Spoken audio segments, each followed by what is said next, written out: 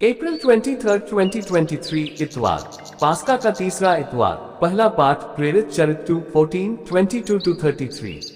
पेतरुस ने 11 के साथ खड़े होकर लोगों को संबोधित करते हुए ऊंचे स्वर से कहा, यहूदी भाइयों और यरूशलेम के सब निवासियों, आप मेरी बात ध्यान से सुने और ये जान ले कि इजरायली भाइयों, मेरी बातें ध्यान से सुने। आप लोग स्वयं जानते हैं कि ईश्वर ने ईसा नाजरी के द्वारा आप लोगों के बीच कितने महान कार्य, चमत्कार एवं चिन्ह दिखाए हैं।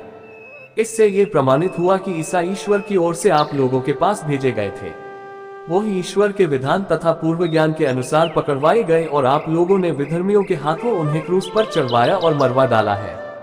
किंतु ईश्वर ने मृत्यु के बंधन खोलकर उन्हें पुनर्जीवित किया।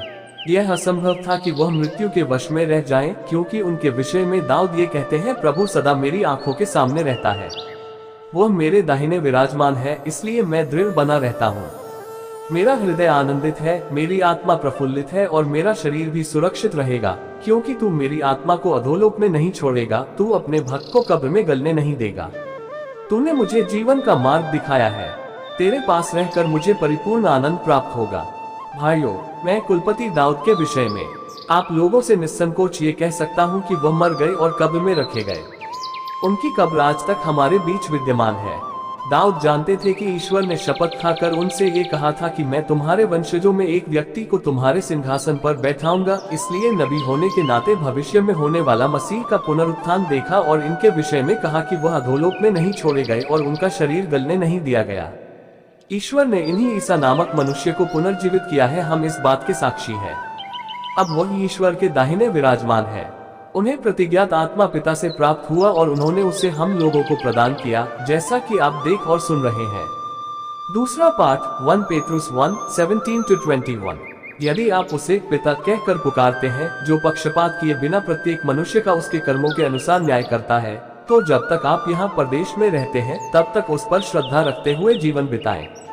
आप लोग जानते हैं कि आपके पूर्वजों से चली आई हुई निरर्थक जीवनचर्या से आपका उद्धार सोने चांदी जैसी नश्वर चीजों की कीमत पर नहीं हुआ है, बल्कि एक निर्दोष तथा निष्कलंक मेमने अर्थात मसीह के मूल्यवान रक्त की कीमत पर। वह संसार की सृष्टि से पहले ही नियुक्त किए गए थे, किंतु समय के अंत में आपके लिए प्रकट हुए। आप लोग अब उन्हीं के द्वारा ईश्वर में विश्वास करते हैं।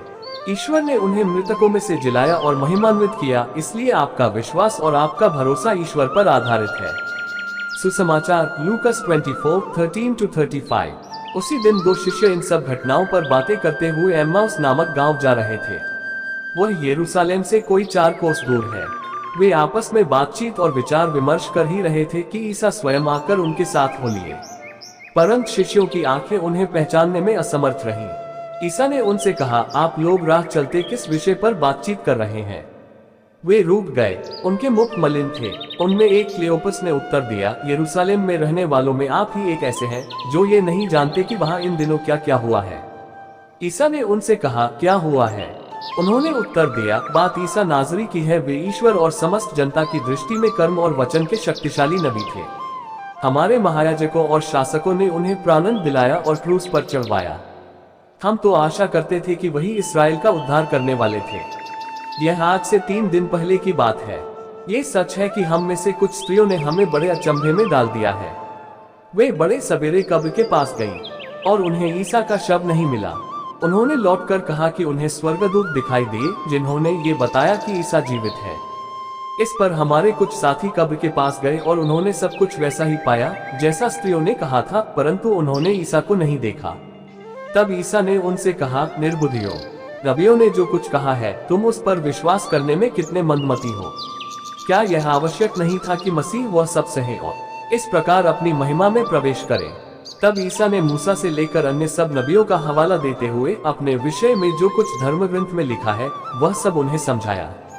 इतने में वे उस गांव के पास पहुंच गए जहां वे जा रहे थे। लग रहा था जैसे ईसा आगे बढ़ना चाहते हैं। शिष्यों ने ये कहकर उनसे आग्रह किया, हमारे साथ रह जाइए। सांझ हो रही है और अब दिन ढल चुका है, और वह उनके साथ रहने भीतर गए। ईसा ने उनके साथ भोजन पर बैठकर रोटी ली, आशीष की प्रार्थना पढ़ी और उसे तोड़कर उन्हें दे दिया। इस पर शिष्यों की आंखें खुल गईं और उन्होंने ईसा को पहचान लिया, किंतु ईसा उनकी दृष्टि से ओझल हो गए। तब शिष्यों ने एक दूसरे से कहा, हमारे हृदय कितने उद्दीप्त हो रहे थे जब वे रास्ते में हमसे बातें कर रहे थे और हमारे लिए धर्मग्रंथ की व्याख्या कर रहे थे। वे उसी घड़ी उठकर यरूशलेम लौट गए।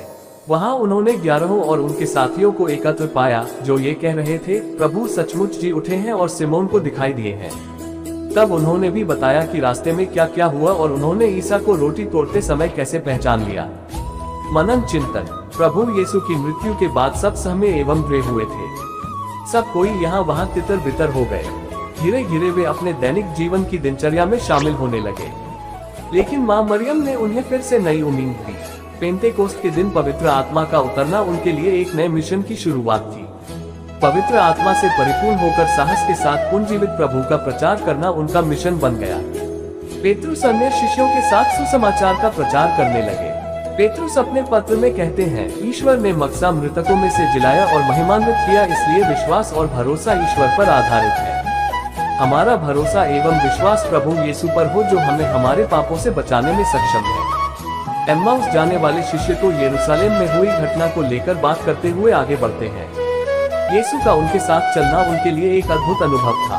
प्रभु उनके साथ चलते हैं लेकिन वे उन्हें पहचान नहीं पाते हैं।